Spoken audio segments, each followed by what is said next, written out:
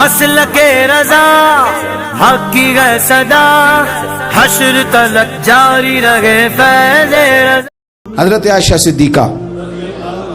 رضی اللہ تعالیٰ عنہ فرماتی ہیں ایک عورت تھی اور اسے نبی پاک صلی اللہ تعالیٰ علیہ وسلم نے وہ کلمہ پڑھ کے مسلمان ہوئی، مدینہ طیبہ آ گئی تو حضور نے مسجد نبوی شریف میں اس کے لیے مکان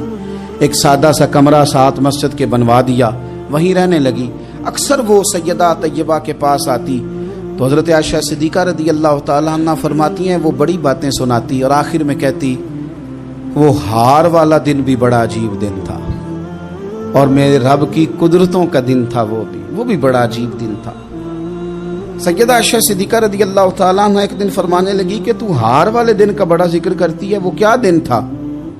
تو خاتون کہنے لگی اماں جی وہ دن تھا جب میرے رب پر بھروسہ اور مضبوط ہو گیا، جس دن میرا اپنے رب پر توکل اور بڑھا، میرے ایمان میں یقین میں اور پختگی آئی۔ کہنے لگی میں ایک گھر کی کنیز تھی، نوکرانی تھی، اس گھر میں ایک بچی تھی جس کے پاس سونے چاندی ہیرے جواہرات کا ہار تھا۔ اس زمانے میں چمڑے کے اوپر لوگ ہیرے جواہرات لگاتے تھے، کئی دفعہ سرخ رنگ کے چمڑے پہ لگائے جاتے تھے، وہ بچی پہنتی تھی تو کہتی ہوں بچی کے اس نے اتار کے رکھا یا اس سے گرا وہ ہار تو چیل اسے اٹھا کے لے گئی گوشت سمجھ کے اور میرے سامنے اٹھا کے لے گئی۔ گھر والوں نے مجھ سے پوچھا، یہ بخاری میں موجود ہے، گھر والوں نے پوچھا مجھ سے کہ وہ ہار کہاں ہے تو میں نے کہا چیل اٹھا کے لے گئی۔ گھر میں کچھ چوری ہو جائے تو سب سے پہلا الزام کس پہ لگتا ہے؟ ملازمین پہ۔ کہتے انہوں نے مجھے بڑا مارا، بڑی تکلیف تھی، حتیٰ کہ میری شرمگاہ تک کی تلاشی، میری عزت اتنی خراب کی میں بتا نہیں سکتی۔ میں نے اپنی زندگی میں ایک واقعہ دیکھا، ایک امیر گھر میں چوری ہو گئی، ملازم کو اتنا مارا کہ وہ چارپائی پہ پڑ گیا، پولیس والوں سے اتنی مار پروائی گئی کہ وہ بیچارہ چارپائی پہ پڑ گیا اور پھر وہ اتنا بیمار ہوا اور کچھ دنوں کے بعد پتہ چل گیا کہ چور تو اپنا بیٹا ہے ان کا، پھر اس کا انتقال ہو گیا۔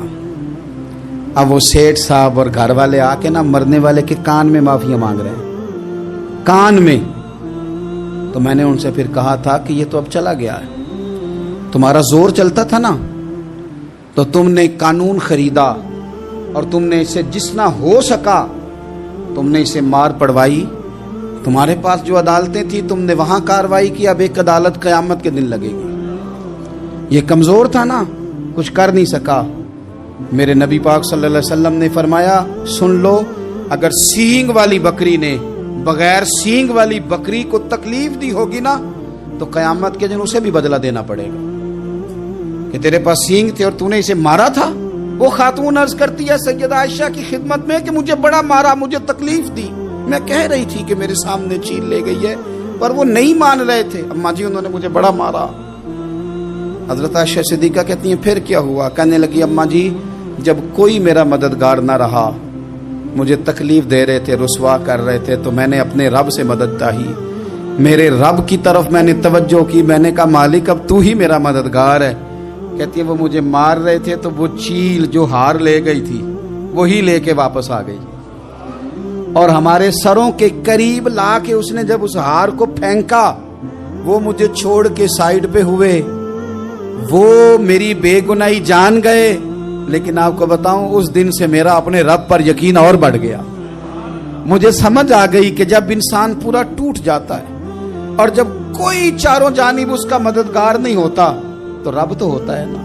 اللہ تو اس کا مددگار ہوتا ہے نا، وہ تو پھر اپنے اس بندے کی مدد کرتا ہے نا، پھر وہ تو توانائی دیتا ہے نا، وہ تنہا نہیں چھوڑتا، وہ تو آنسوؤں والوں کے آنسوؤں پہ بڑا کرم فرماتا ہے، وہ تو قسم پرسی میں آ جاتا ہے، اس کی رحمت بڑھ کے استقبال کر لیتی۔